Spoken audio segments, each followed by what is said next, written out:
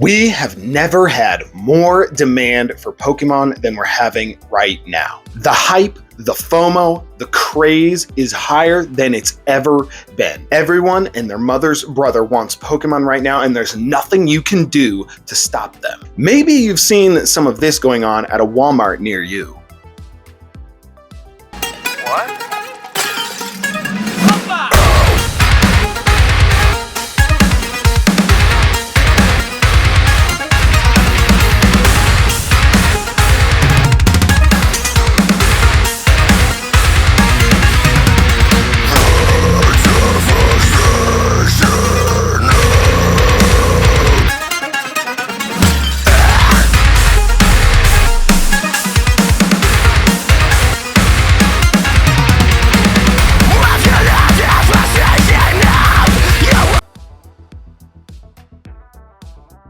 So the question for today's video is, in a market like this, is there anything that you can do to mess up, or is it simply inevitable that all of your Pokemon product will go to the moon? Well, of course, yes, there is. That's why I'm making the video. Well, I'll give you the quick answer right away, and I'll follow it up with my top 3 items to stay away from, even in a market like this. And stick around to the end. I will give you the top items that I'm still buying and other investors are still buying. What's going on, guys? My name is Riley, aka Pokemon Trader. I'm a collector and investor. I've been doing it for the past 12 years, since about 2014 or so, and I've been doing it longer than 99% of other people in the space. So if you like my videos, if you appreciate what I'm doing, please like, comment, and of course, subscribe. It actually really does help. I can't say that enough, but it really does. And if you do subscribe, then when I hit 1,000 subscribers, we are going to be ripping open this Evolving Skies booster box live on this channel.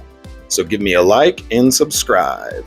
All right, guys, so like I said, the market has been absolutely banana sandwich for the past 2 years. It seems like no matter what you do, no matter which products you pick up, if you just hold them for a month, they're going to double in price. And while that has been the case for the past 2 years, it is inevitably going to stop at some point. Now, at the risk of sounding bearish on Pokemon, I am very much a bull on Pokemon, but at the same time, I like to be reasonable and understand where the market has been, what it's done in the past, and where we're going and where we're at now. So like I said before, I started doing this in 2014, so that means I've been around for 3 boom and bust cycles now. And with that comes a lot of history and experience understanding the market and seeing how things go. And each time similar things happen. And one thing that inevitably happens each time is there is a bust. Now, that doesn't mean Pokemon is going to zero, everything's worthless, get out now and buy silver and gold. I'm not saying that. But what I am saying is that a correction or a crash is coming at some point, and there are a couple items that you need to stay away from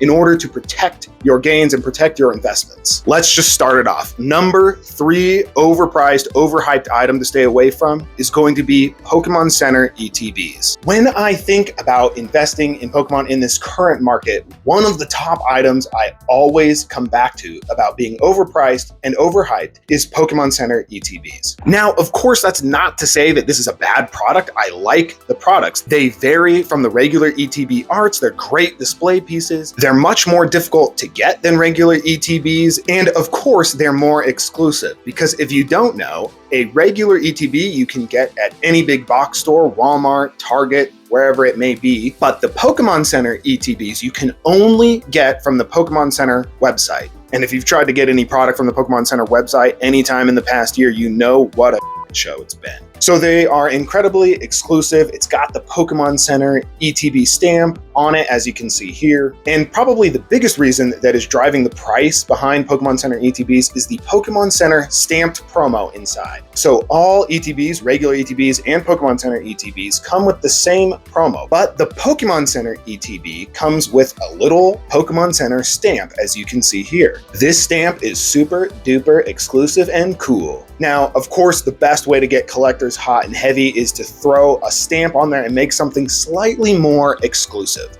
But if you look at the prices for recent sets, I'm talking Scarlet and Violet Pokemon Center ETBs, you will be absolutely blown away for what you get. My main issue with this as a pickup on the secondary market is that you can get them on the Pokemon Center website for $59.99. That's MSRP. And many of them are currently selling for double or even triple their market price. And while I understand that they are very exclusive and hard to come by, that doesn't mean that Pokemon can't print more of them, and they certainly will. This is probably the #1 product on Pokemon's mind when they think of high value product, the product that they can get the most bang for their buck. It comes with a bunch of cheap plastic Chinese products inside. They are certainly making bank on Pokemon Center ETBs. And like I said before, you can only get them through the Pokemon Center website.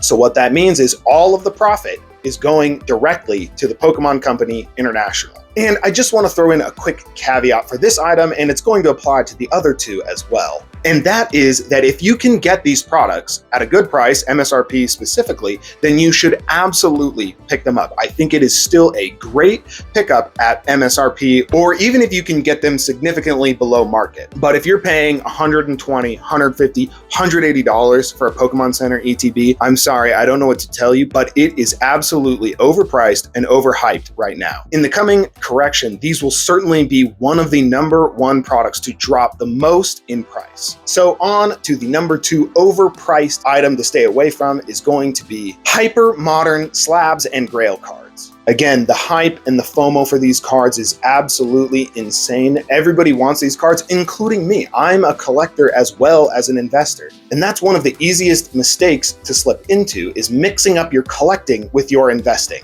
If you want to collect a hypermodern slab or grail card like the Magikarp from Paldea Evolved, the Bubble Mew from Paldean Fates, or the Mewtwo from Destined Rivals, that's totally fine. I want those cards too. Now, I'm not willing to pay current market price. I will just wait, and if I miss out, then I miss out. But they are really cool cards. They're really beautiful. I like all of them. I am a big fan of all these cards, but the investor side of me is not a fan of the price. Now, you will hear a lot of people talking online about the current pop report on some of these cards. Even if you go back as far as Sword and Shield to Evolving Skies, the grail card from that set is, of course, the Moonbryon. And the Moonbryon is pretty easily one of the all-time greatest chase cards for all of the modern era. And it is a great card. But there are also 35,000 plus of them graded. Now, that's not to scare you away from buying grail cards if you can find a good deal, but it is just to make you question the price. Just because the price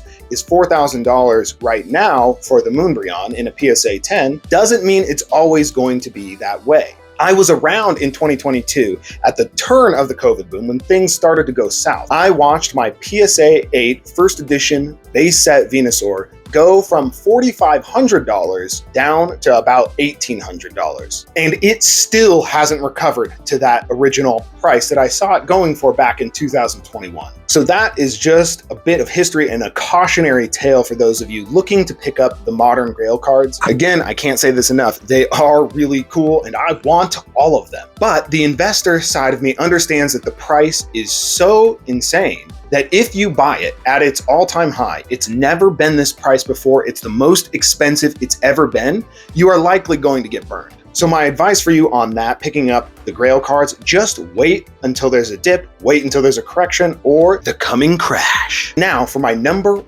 overpriced Pokemon product on the market currently is hyper modern booster boxes. I don't want to bore you with all the same details that I just stated for the last two picks, but they apply to this one as well. While in a bull market like this, and the hype and the FOMO, the craze is at its ultimate zenith, it's hard to imagine a world in which Destined Rivals doesn't cost $600. As I said before, I've been around this twice before, this being the third time, and the sentiment is always the same online. Nobody can imagine prices coming down. Nobody can imagine things changing.